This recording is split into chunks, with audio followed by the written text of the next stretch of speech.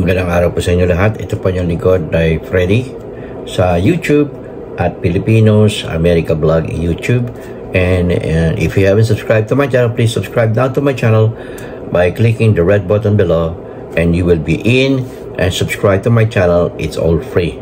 Now, if you haven't make some comment, please make some comment starting from this point, because I'm going to discuss regarding Maharlika, controversial again, very controversial, as now as being she encountered Katrina Ponce Enrile, okay, the daughter of Senator Juan Ponce Enrile, former, now the legal counsel of the president, okay. At kung hindi pa kayo bigay ng big likes, pakilang po. At kung pwede po ay sana if you could make some refer this, okay, or share this video to your friends and benefactors and some of your family circles and within your barangays or within your community. I really appreciate it. Okay, now ito ang sinasabi ngayon na inakusahan ni Katrina Ponce Enrile. Okay? Si Katrina Ponce Enrile po ay anak ng ating presidential advisor na si Juan Ponce Enrile dyan sa Malacanang. Okay? At ito ang sabi ni Maharlika sa kanyang content for today. Fake news daw, sabi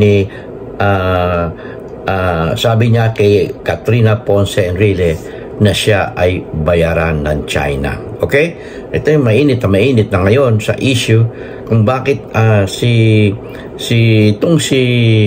Maharlika ay malakas ang loob. Napakalakas ang loob sapagkat ang kanyang suporta ay nanggagaling sa China. Na lahat ng kanyang gastusin, lahat ng financial ay galing sa China. Okay? At siya ay dinideny. Siyempre, of course, i-deny mo. Diba? I-deny mo.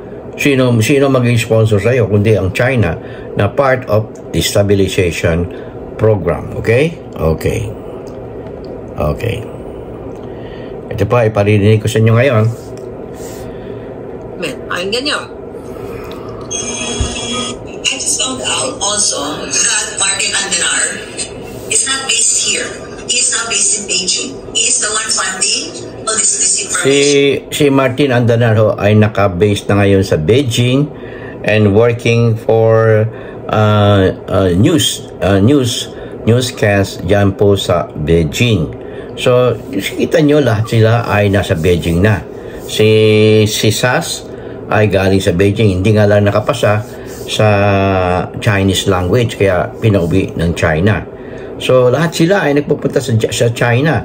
Si dating Presidente Rodrigo Duterte ay parit-parito sa China. At ang mga pro-China ay parating nandiyan sa China. At sila ay hindi nagtagumpay nung kayo, mga Pilipino, dyan sa Pilipinas, ay pinilit niya na gawin ng Pilipinas na province of China. At ngayon ay si dating Pangulong Rodrigo Duterte ay gustong gawin ang Republic of Mindanao under the state of China. Okay, tuloy natin. Like Maharlika, like SAS, like all these others, they're not doing this out of love of the country. They're doing this because they're getting paid. You want to continue to listen to their rants? Go ahead. But understand, they're being paid from China. Ang nagsasalita po ay si Katrina Ponce Enrile. Even the narrative that is going to be brainwashing everybody here, we're in deep trouble. Yung narratibo ay inaakusahan ni Katrina Ponce Enrile na ginagamit ni Maharlika ang narrative na dinideny naman ni Maharlika. Ang narrative ay ibig sabihin you are going to control people like you, no? That they control people thinking about you, and you don't leave it up to them from their own opinion. Ibig sabihin, hindi ka pwedeng magbigay ng iyong opinion kasi kontrolado ka ni Maharlika. bini-brainwash kayo. This is part of brainwashing. Kasi nung ako'y nag-aaral sa National University, na brainwash din po ako. Inaamin ko na brainwash ako. Nag-member ako ng Kabataang Makabayan. It is a communist front under the University of the Philippines na ako ay nag-participate actively noong 1971, 72, like that, before martial law. At ayan, ako ay na-brainwash ng mga sa pananalita, narratively ang aking damdamin. Kaya nagalit ako sa Amerika at ako ngayon narito sa Amerika kasi naliwanagan ulit ako, no? Kasi yan ang patakaran ng China to brainwash you, yung lasunin ng inyong kaisipan. Okay? So hindi ka pwedeng mag-interpret ng mga facts na mga nakuha mo because you are being dictated narratively, no? Like yung mga sa mga government service at yung mga public figures, yan, talagang nilalason ng China ang inyong kaisipan. Yan po ang dahilan na tama si Katrina Ponce Enrile sa pag-akusa kay Maharlika na tinatanggi niya. Of course, itatanggi mo yun dahil nakikinabang ka sa China at yan ang ginagamit sa'yo. At ngayon, sasabihin niya, loyal siya dito sa Amerika. At ang kanyang bansa ay Pilipinas. Hindi po. Siya po ay kumakampi at gusto nga niya ang China ang kumontrol sa Mindanao. Bumapanig siya kay Duterte.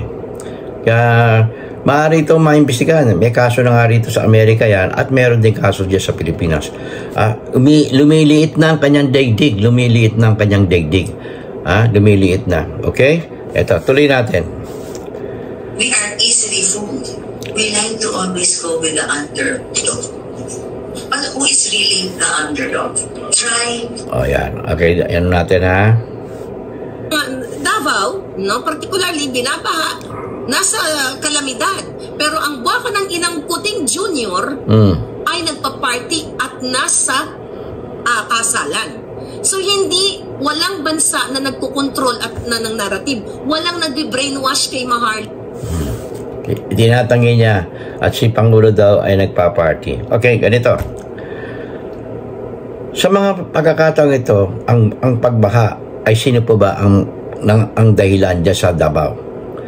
Nagkaroon yata ng bilyon piso na budget ang mga Duterte, si Congressman Duterte. Pero bumaha pa rin sa Davao. Nasaan ho yung pondo? Bakit hindi niya inaakusahan ang mga Duterte? Meron siya isa sa pinakamalaking budget na ibinigay ng Kongreso sa Davao, pero nasaan ang mga infrastructure project na para hindi bumaha ang Davao? Nasaan ho ngayon yun? At bakit sila, ang mga Duterte, ay parating interesado? Napakalaki ng gustong budget nila. Everything. At bakit si dating Pangulong Rodrigo Duterte ay merong mga armas? Saan niya gagamitin? Ngayon lumalabas ng katotohanan. Meron pala siyang balak na magkaroon ng Republic of Mindanao. Kaya, ang pinag-aaral na ngayon ng administrasyon, ang panlaban sa ganitong secession is against the Constitution. Sinasabi ni Rodrigo Duterte na ayaw niya ng People's Initiative dahil it is against the Constitution. Pero siya ay lumalaban sa Constitution. At no kanyang 6-year term ay hindi niya pinapansin ang Constitution. Di ba? Ngayon, ayaw nilang bumitiw sa kapangyarihan. Pakinggan na uli natin si Maharlika, no? Ito ay nakikita. At sasagutin natin to yung kanyang mga sinasabi, okay? Dali lang po. Bakit ka panipaniwala ang isang Maharlika? Halos lahat ng inulat natin sa inyo naging balita at nangyari. Katulad ng bangag si Kuting, kasama si Kuting sa narco-list, kaya sila apektado. Si ating presidente ay hindi po nakasama sa narco-list ayon sa PDEA. At tinanggi rin ito ng Philippine National Police. Of course, sasabihin ni Maharlika, mga under mo yan, siyempre pagtatanggol ka niyan. Okay, assuming na gano'n na nga, pero wala naman talaga. Hindi nga nila may pakita ang katibayan eh. Nasaan ang ebidensya mo, Maharlika? Nasaan ang ebidensya mo?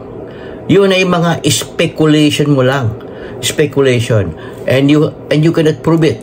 Once you cannot prove it, it's total lie. It's a total lie. Kung ikaw ba ay magdumaan sa lie detector test, sa palagay mo kaya makakapasa ka sa mga sinasabi mo sa iyong blog? Oh, Maharlika, inahamon kita. Lahat ba yan ang sinasabi mo ay pawang katotohanan? Sino ba nagbalita sa iyo? Hindi otorisado yung mga nagbibigay sa iyo ng mga tips, di ba? Hindi katulad ako. Ako, ang aking kinukuha mga ebidensya ay galing sa Daily Inquirer. No, legitimate yan. Nagbabayad yan ng tax. Yung bang sa iyo, ganyan, di ba? Hindi mo, wag mo ipagmalaki na dati mong kaibigan si First Lady na ngayon inaaway mo. Bakit nga pala inaaway? Bakit matindi ang galit mo sa First Family? Bakit? Hindi ka kaya yung bang tawag dito torn between two lovers? At anong background mo? Bakit ganyan ka magsalita? Saan ka ba nanggaling sa Pilipinas? Bakit puro mura? Bakit puro mura? Napakabastos ng iyong bibig. Abay, dapat sa iyo pakuluan ang kumukulong dyan sa iyong bibig mo, pakuluan dyan sa kumukulong mantika upang mabago. Naku, napakabastos. Yan ba ang iyong idol? Mga kasama, ang pagiging bastos na pag ito ay nakita at narinig ng mga bata ay magbibigay ng masamang modelo sa ating mga kabataan. Yan ho. Okay? At ito ay ang ginagawa niya ay brainwashing of you guys, Filipinos there in the Philippines. As if mas matalino kayo kaysa kay Maharlika. Sabi niya, nurse, parang pinapakita niya na nurse daw siya. Hindi ka naman nag-graduate certification lang Iba ang certification if you are a licensure. You are not a licensure. Maybe you got only certification. It's not enough. Hindi ka nurse. Hindi ka nurse, Maharlika. Huwag mo sabihin na nurse ka. Parati mo sinasabi yan. Hindi ka nurse. Ako man, hindi na ako nurse. Hindi ako nurse. Pero I work in the hospital and nursing home for almost 2 decades. Okay? Okay.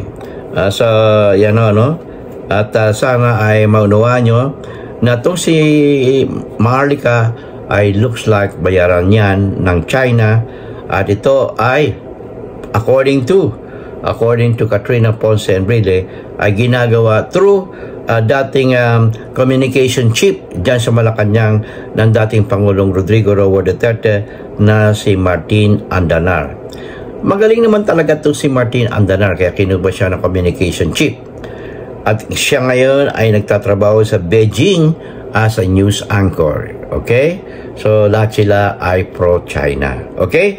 So, yan ang makakasasagot sa inyo kung bakit itong grupong ito ay lumalaban sa ating Pangulong Bongbong Marcos Jr.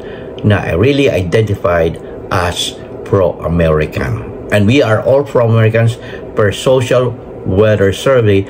92% of the Filipinos there in the Philippines are love America and support the United States of America. In God we trust, never hold your peace.